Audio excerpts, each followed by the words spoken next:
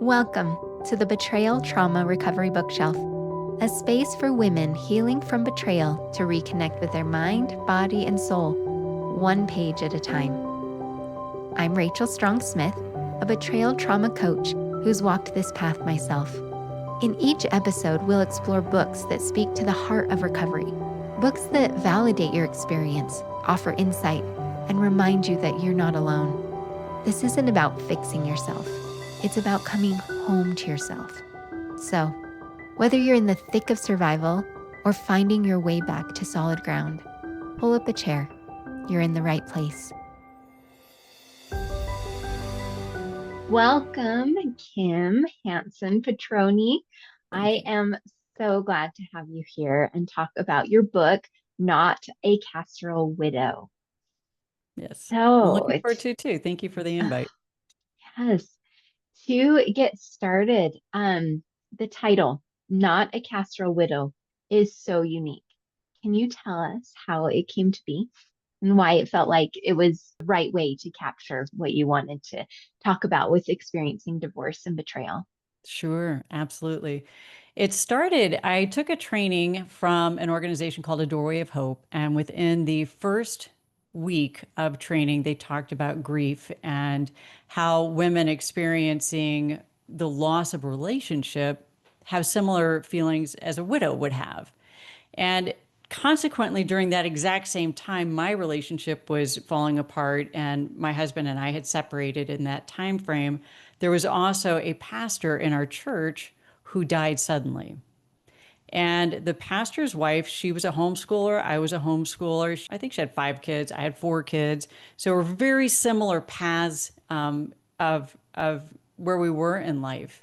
And when I went to her husband's funeral, the church was packed. There were so many people there trying to help her and support her and take care of her that it was a really big reflection of what I didn't have. So, Facebook, how can we mow your lawn? Can we bring you food? Can we take care of your kids? How are you doing?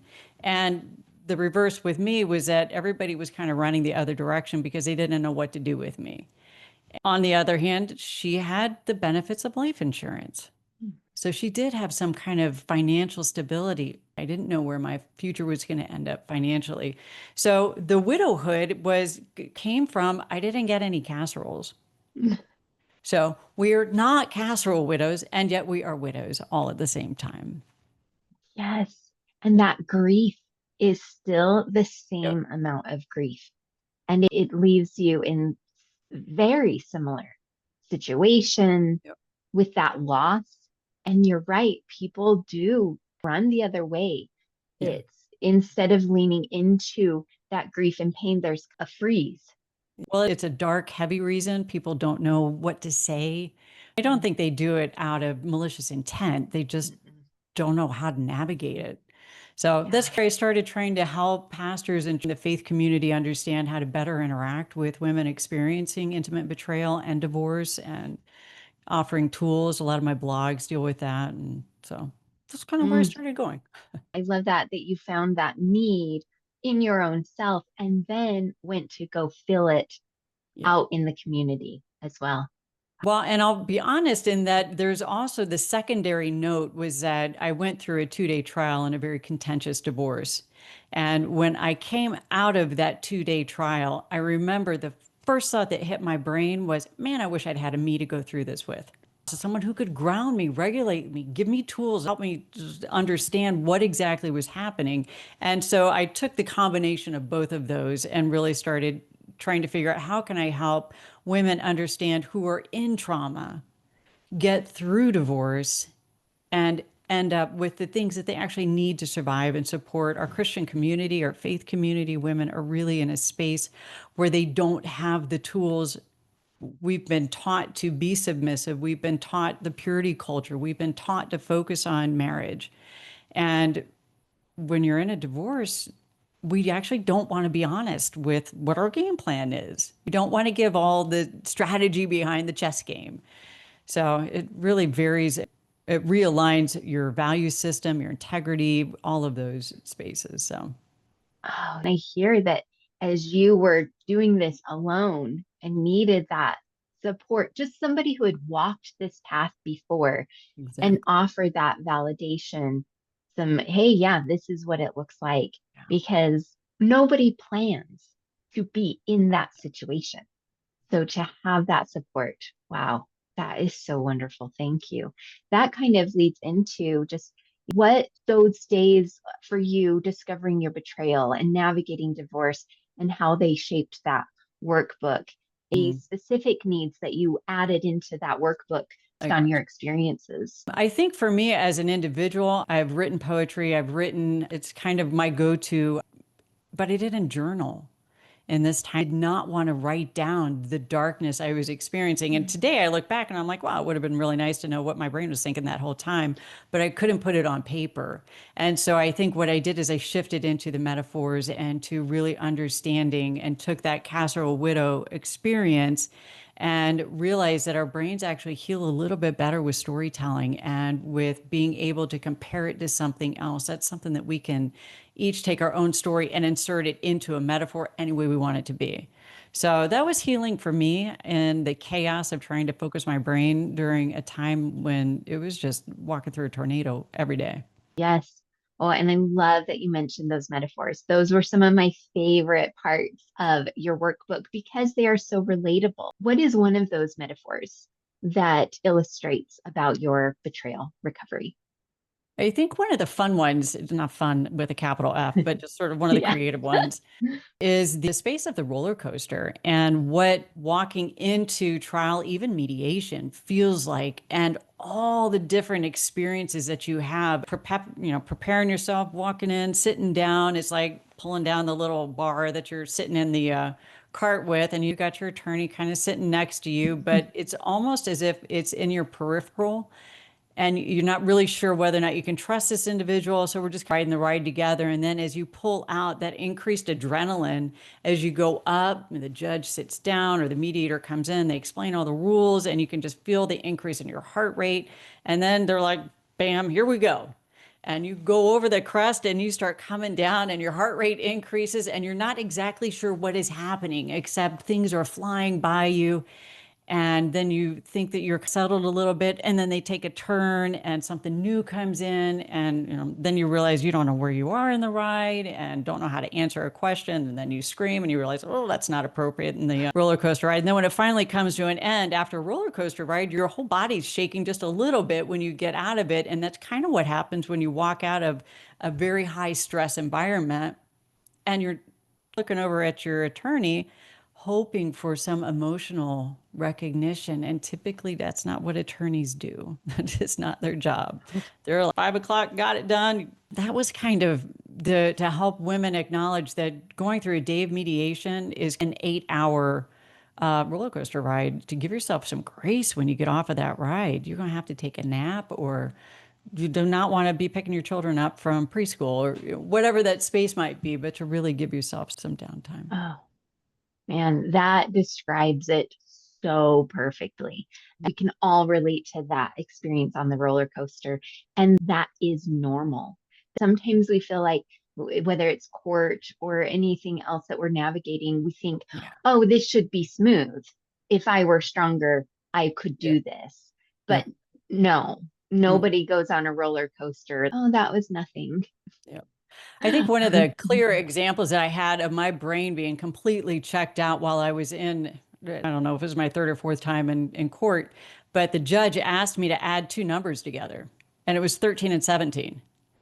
And I remember looking at him thinking, I have no idea how to add those. It's like my brain knew this is not complicated math, but I couldn't put the numbers together because my prefrontal cortex was so offline. And when I share that with my clients, it's totally normal. So, how do we take that space where you know that you're offline, goes into the somatic, take a breath, sit back in your chair, maybe move your hands around a little bit. My response was to look at the judge and I said, I can't add those together. And he kind of took a little pity on me and added them together for me. But I was just like, I don't know what is happening right now. Navigating that, which leads us right into the somatic Mm. experience, even in your workbook. I was so thrilled to see those little breaks of, hey, check in with your body, what's going on. It was so important. Can you tell me a little bit more about why that was important for you to build into the workbook? Because it's missing in most other workbooks. And it's easy to tell women, women, we like workbooks. We like to go through things and write our answers out and do the check boxes. But that's all prefrontal. It's not whole body. And I think actually Janice Caudle is really good at inserting somatic and some of the, I do therapeutic disclosures and the workbook that she created for partners. I haven't read the men's book, but I'm sure it's there too. But for the women, there's so many somatic things within that. And I find it extraordinarily helpful for women to incorporate that as they go through the disclosure process, that it seemed like the logical next step. If we're going through a divorce process and a workbook, why don't we have that in? And sort of a blend of both. We'll have coloring books and we'll have workbooks, but it's hard to find the complexity of both. So let's Candace all the credit on that one. Well, and that's so amazing to just even be noticing what is missing, what do I need, what are other people doing, and how can we really, as a community, bring more to betrayal trauma, divorce awareness, and bringing that somatic piece in. It is so critical. And I'm so glad that it is in there, because that was probably my very first thing when I read it. I was like, oh, yes, there it is. Oh, I love it. And it just to remind us to take that time, because you're right. We go straight into fixing, doing, and especially in this space of betrayal trauma and navigating divorce, there are so many logistics that sometimes we ourselves get lost in them. Yeah, for sure.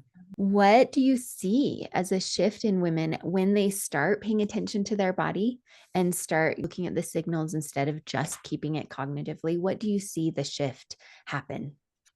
It actually changes the way their brains think. This isn't scientific, but this is kind of what I see happen is that when they're able to, like one of my workshops that I do, I teach women to say no. So we take a breath, we get all comfy in ourselves, and we say no. And you make your whole body go with the no. And I see women tear up when they say that. I see women, and it's kind of this overwhelming. I'm not exactly sure what happened in my body when I said no, and I meant it.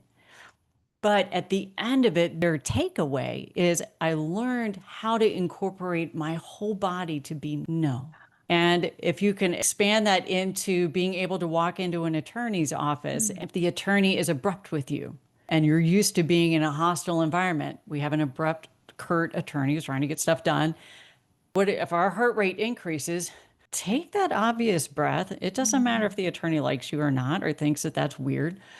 Take the breath so that you can be calm and assert what your needs are, what your desires are, what you're hoping to accomplish, so that it just builds confidence within themselves. It builds self-assurance within themselves. It builds their ability to state what they really need and get out of that headspace of, well, what happens if I say this? And then he's going to say that, and then he's going to say that. It just slows everything down a lot, which I think is super helpful.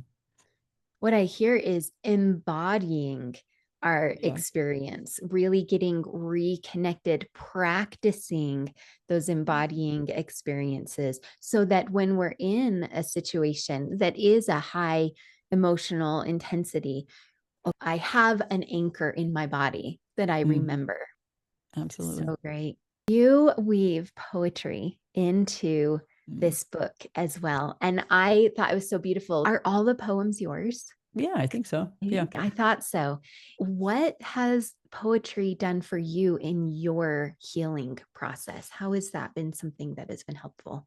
I think it cues me into a deeper sense of what's actually happening inside my soul and inside my spirit. Of honestly, listening to bilateral music while I write has been extraordinarily introspective for me. And I recommend that to my clients. Listening to bilateral music, I don't know why it shuts out some of that external noise and just really settles everything so that what's like when I do brain spotting, whatever's in the back of your brain actually comes to the forefront, comes out, not necessarily out your mouth, but it helps your brain heal. So I guess the same concept would be with poetry. It's like whatever's deep down in there, there's no rhyme or rhythm. It just kind of flows. which is Mm, something. yeah, like bringing that unconscious out to that consciously, and you become your own witness to it Oh, that that's you didn't even interesting. know. Yeah. I hadn't Yeah. thought about that. Good point. Yeah. Yeah. Neat. Wow. And would you be willing to share one of your poems with Oh, us? sure.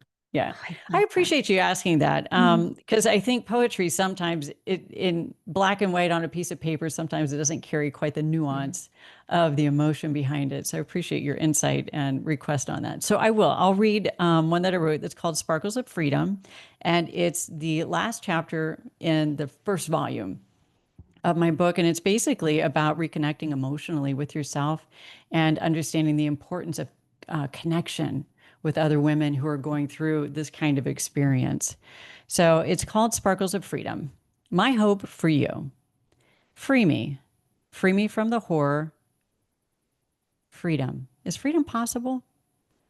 Blackness determines your future, twisting through your heart, lungs, and mind, overwhelming daily thoughts, daily walks, daily talks, until you are paralyzed. Seeking, endless seeking to stop the pain. Maybe this book, maybe this podcast, maybe this blog. And yet the pain festers, unceasing. A sparkle of hope flashes for a moment and disappears. And then another spark disappears. Well, now two sparks disappear. Now one spark disappears.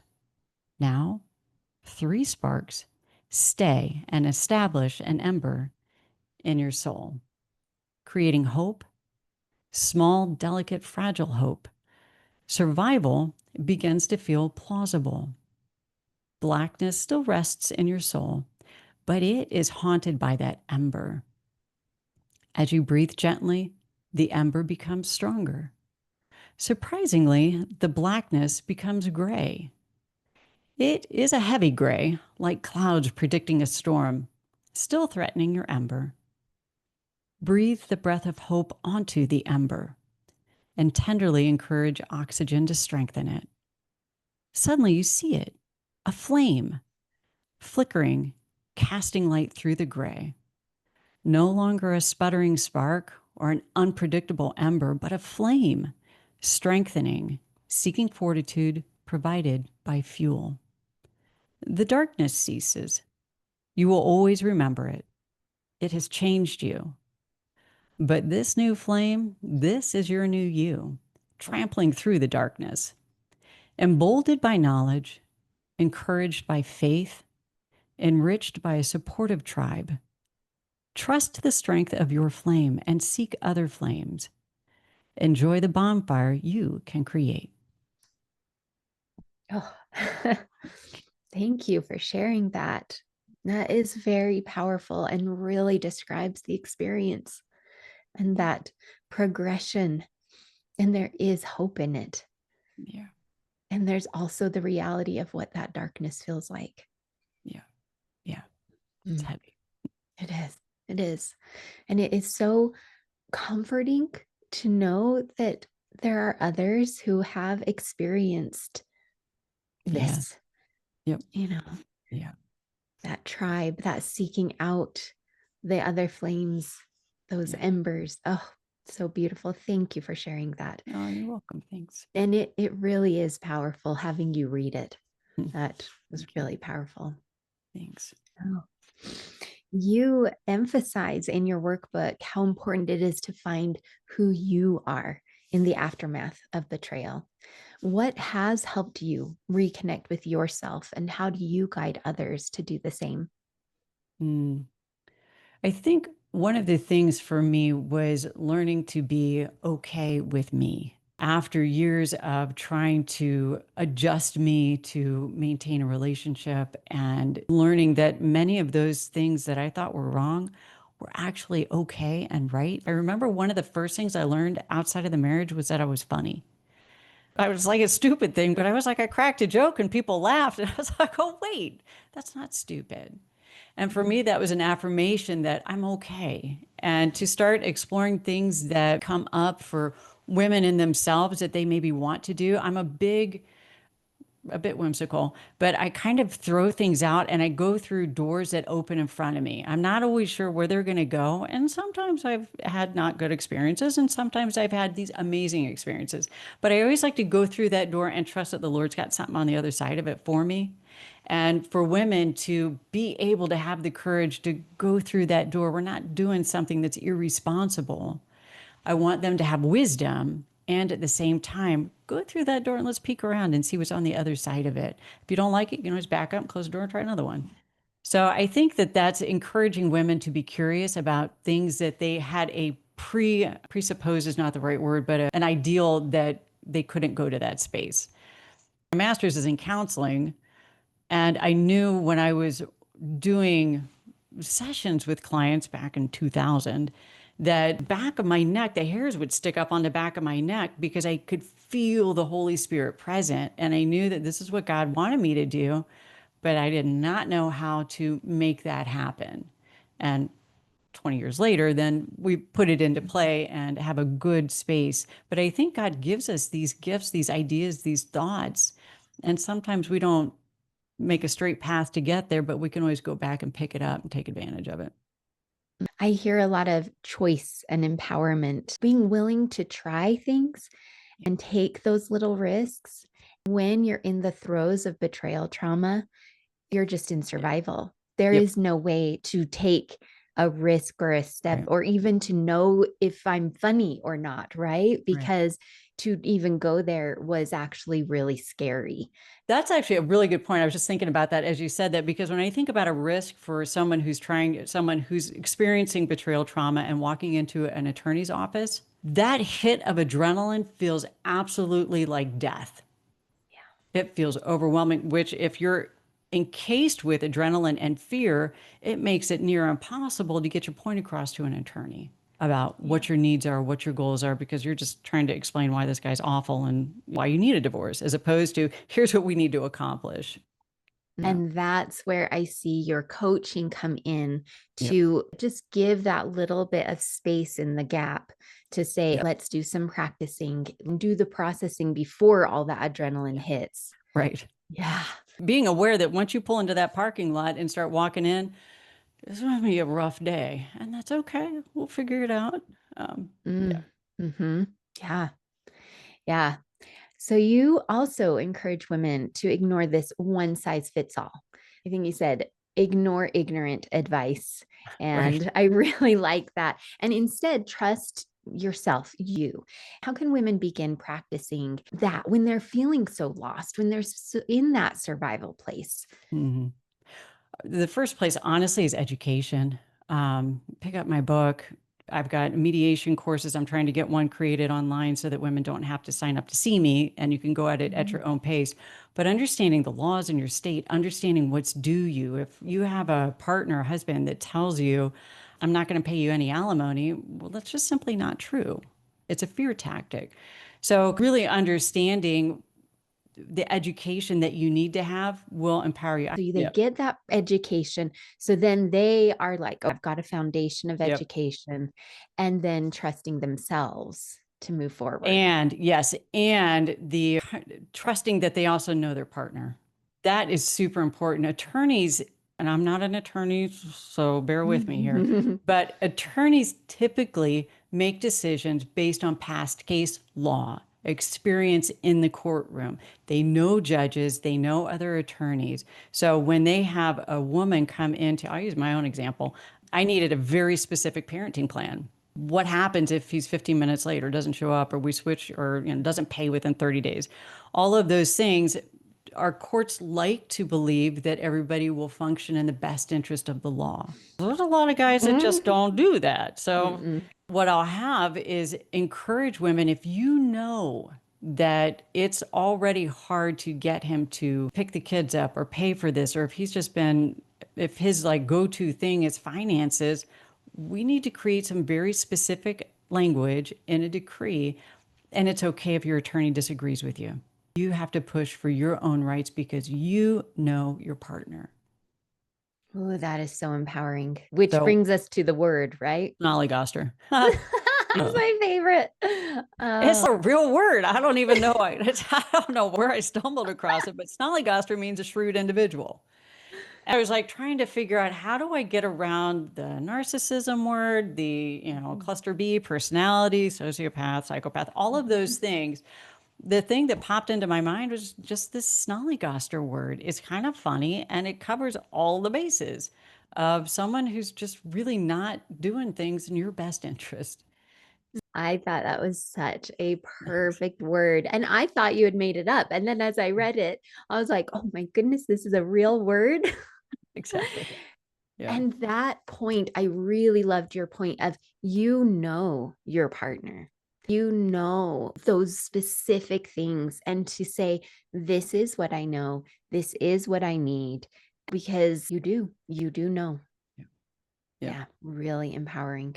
Oh, and I did want to talk about that fear acronym. Uh, You said that fear acronym that you really disagreed with it, false evidence appearing real. Can you explain more about why you disagree with that one? I'm going across the mainstream here, but the fear an acronym that's used frequently in attempts to stabilize, I think, women from catastrophic thinking is fear is false evidence appearing real. I actually am fearful, and I work with women who are fearful for accurate reasons. They have evidence proving that they are in emotional danger. It is not false evidence, it is real evidence that courts don't like to acknowledge. And churches don't like to go, they don't like, just pray a little bit about it. Just, you Mm-hmm. guys can work this out. There's the one that if, I can't remember where it is in the Bible, if you have a disagreement with someone, go to them one on one. If they can't change, go to the two people and then go to the whole community. And I'm like, everybody stops at either the one on one or the two people, the pastor and the pastor's wife, because they're horrified. But we do not take it to the big community typically. Mm-hmm. That is not a good space because of fear. We have real evidence showing that there's a big issue occurring not only in relationships in our country, just with the whole pornography is a big problem.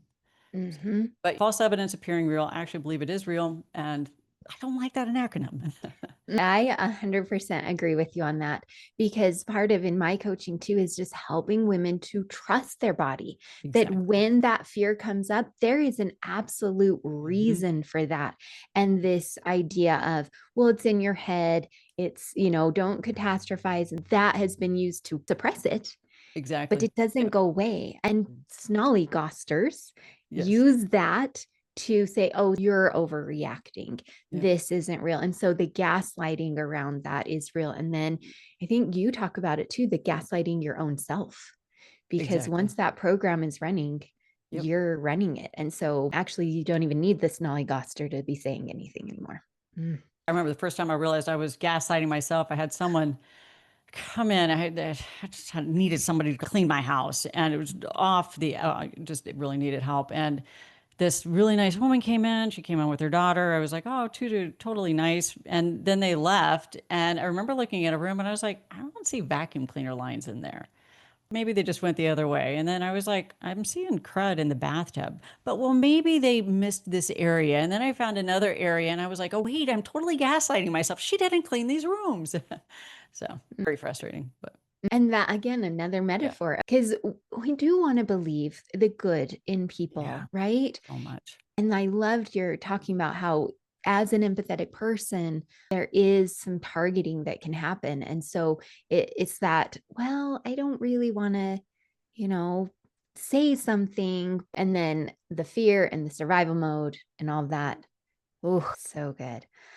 Thank you so much for spending time with me, No, Kim. I thank you for really inviting me. appreciate it. Oh, Yeah. it's been great. And where can listeners find your workbook and connect with you if they want to learn more? You can find the workbook on Amazon.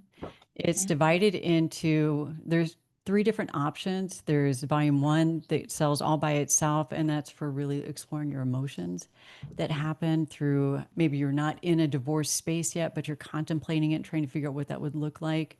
That's the volume one. Volume two is more strategic. What do you take to your attorney? How do you manage those next steps? And then the other is like both of them combined into one if you want to buy them both at the same time. So Amazon.com will Mhm. we'll get you that. And then my website, Coaching Hope for You, number 4 letter U, or even Not a Casserole Widow. You can find me Mm, pretty much anywhere. wonderful. Thank you. I realized I didn't read about your bio in the beginning. It's okay. So, how about we tack that in right here? Okay. Kim Hansen Petroni holds a master's in counseling and is a board certified coach, an APSATS certified partner coach and supervisor, an ERCEM certified coach, and a certified divorce coach. She serves couples experiencing betrayal trauma and supports partners as they navigate the trauma surrounding betrayal. Kim also coaches women through divorce or the possibility of divorce related to betrayal. And I'll leave it at that. Thank you, Kim, so much for spending time and sharing with our listeners your experience of writing this book, really offering a wonderful resource in this field of betrayal trauma. Thank you for the time and exploring it and acknowledging the need for it too. I appreciate that. Thank you. Thanks for joining me today on the Betrayal Trauma Recovery Bookshelf. If something from this episode spoke to you, share it with a friend or come connect with me online. You can find me on Instagram and Facebook at Rachel Strong Smith. And if you want to go deeper, sign up for my email newsletter, where I share grounded support, personal insights, and practical tools to help you reconnect with yourself. Remember, healing isn't a straight line, it's a spiral, and every step towards yourself matters. So, until next time, take gentle care.